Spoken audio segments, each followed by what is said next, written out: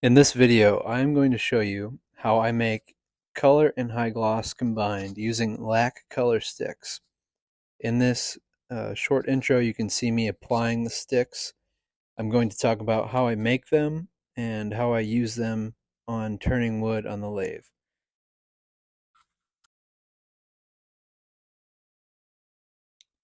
So first, we're going to talk about how I make this.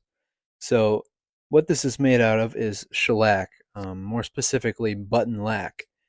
And that button lac is heated up and then combined with a color pigment. Here I'm showing you what I use, and it's a mica powder colored pigment. So basically the gist of it is I have to heat up the button lac using this heat gun and then slowly add in the mica powder pigment. Here you can see I have some of the button lac, just a few small pieces laid out on my piece of plywood here. As you can see, I've used this piece of plywood quite a bit to make a lot of this color. It's just good to use a higher quality piece of plywood with a strong veneer outer core. So slowly at first, I just am using my heat gun and my putty knife to get it kind of mixed in and get it into a kind of a putty-like Play-Doh consistency, all melted throughout before I add any of the color. That's important to get it all completely melted first before I start adding color. And the reason I have to make this is because right now this stuff is not available online at all. The backstory of it is it's initially started in India, Chanapatna, India. You can Google that and find more info about it. If you look up Chanapatna wood toy coloring and toy making, they make children's toys with it. And I just came across it on the internet, and there's not too much info out there about it, but if you really do a deep dive, you'll find some. And I just thought it was interesting because my work is all very colorful and glossy. So I thought it was really interesting that they were able to do it all in one go, color and high gloss at the same time. So I'm just kind of describing here how I do this. And here you can see I'm starting with the white color. I found that it's easiest to start with white, and then the button lac sort of goes to a yellow, and then add in your more vibrant colors from there. So I added just a very small amount, and I have to pull the heat gun away so I don't blow away all my mica powder. It really takes some practice and finesse because this stuff can be kind of frustrating to work with. So with the heat gun away, it starts to harden up. You can kind of see there. But I bring the heat gun back once I have most of the powder kind of mixed in so it doesn't blow away completely. And then I just continue mixing and mixing. It's really important here to mix very thoroughly. You want this stuff completely mixed in, no mica powder in clumps or anything. It really has to get heated up thoroughly and completely mixed. So like I said before, you can't buy this stuff really anywhere on the internet. But there are a few sources that you can buy the pure button lac. Shellac.net, just to name one of them. We've been working together on this colorful lac, trying to bring it to market. So if you want to check out in the future, they possibly will be selling this button lac. Right now, there's a sign up sheet on their website, shellac.net, if you want to be notified when they have it released. So here you can see I'm going to blue here. I added probably a little too much pigment there, but I have to work quickly to get it mixed in before I bring the heat gun back. In Chanapatna in India, they do this over a fire with two sticks, and they do much larger quantity than I am doing here.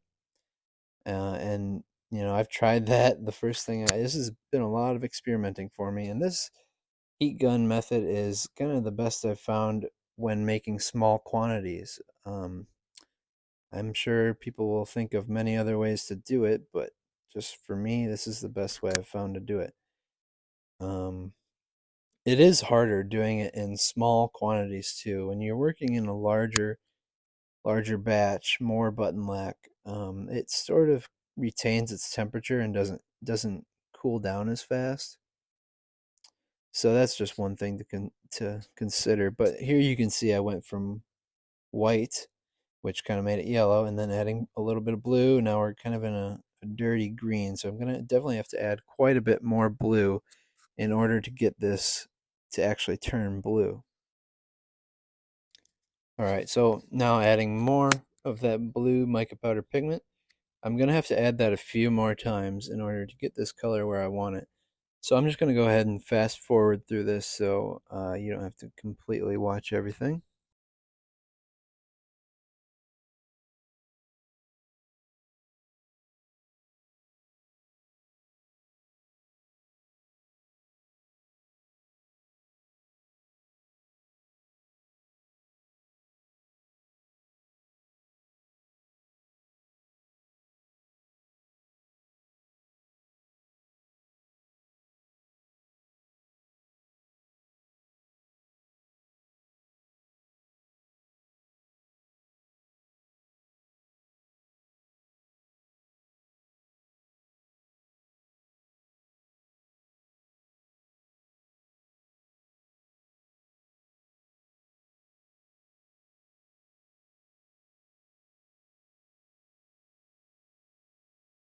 I now have it to the color I want. It took me about 5 different times probably to add with the blue pigment.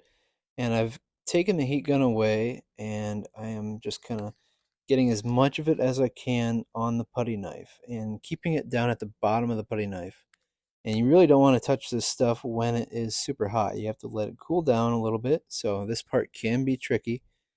Sorry, some of this got out of the camera frame, but I'm just using one hand to hold the putty knife and the other to kind of pry it down towards the bottom of the putty knife and sort of flattening it out. And then once it gets cool enough, I can take it off the putty knife and kind of play hot potato with it and get it sort of flattened out into a nice shape. I think just a kind of like a 1/4 inch thick even flatness is the best I've found. And then I can put it on a flat surface and just let it cool off. And pretty much that's it. It is ready to use on the lathe right after it's completely cooled off, which only takes a couple minutes. So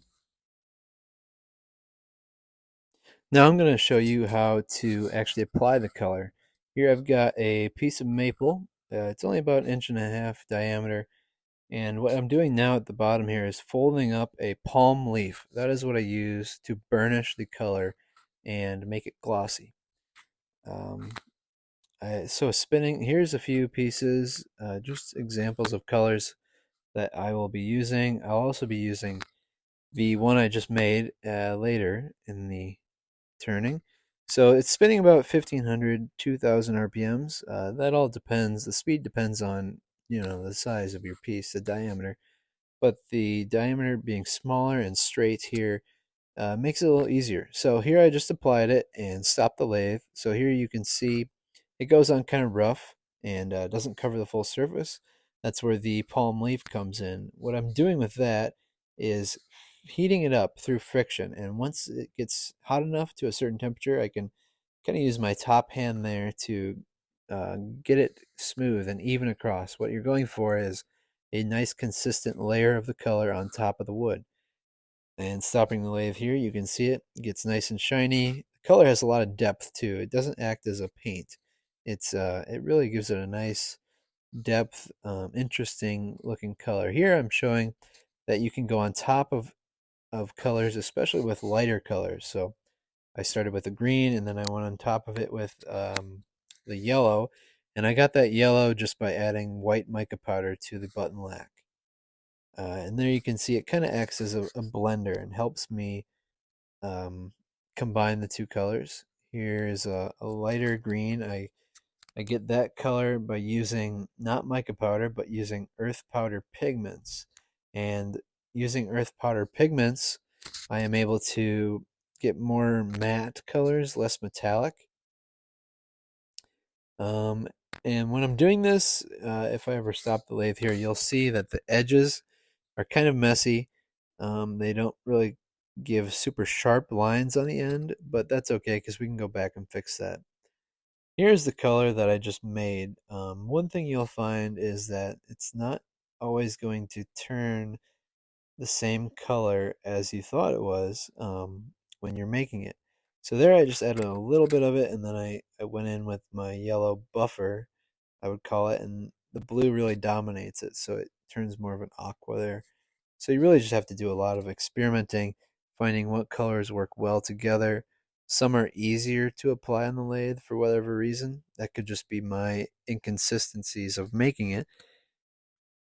But I've found, just good combinations of colors that work well together. So I'm just going to continue coloring this entire thing. Here's some red. Red is typically an easier color to get because this button lac in nature, it starts as a yellow, orangish, amber tone. So getting oranges and reds and yellows is much easier than going to blues. Greens are okay because green you can just add blue and get to green. But one thing I forgot to mention, I probably kind of obvious when I was making it, but you really have to add a lot of powdered pigment because through my experimenting, I would make the color, get it to the lathe, and it just was not as vibrant and shiny as it looked like in the stick form. Black is also a good color for this. Here I'm adding some black, and then you can also go over top of it with that yellow buffer or blender. And then you can see the palm leaf comes in, really heats it up, and it sort of moves the color around when you are heating it up with the palm leaf. Some people say to use coconut oil on your top hand there to make it nice and blend easier. I'm not using that here, but it definitely does help a little. You just have to push harder. So here I shut the lathe off, and you can see the nice shiny finish, but the edges are kind of dirty and not super clean. So here I'm just going to take the tip of the skew and add little details in between each color, making them look nice and sharp and refined. This is a hard maple, like I said, and this technique usually does work better on lighter colored closed grain woods. All right, so I kind of rushed through that. You can usually, take it off the lathe, look at it, and see where your imperfections are, and really use the palm leaf to address those areas. So it really turns out cool, and it's a very durable finish. Here I'm showing I smack it on the ways of the lathe, and it really doesn't damage it, especially being hard maple. It doesn't chip the finish or really affect it much. But thank you so much for watching. If you have any questions, leave them in the comments, or you can send me an email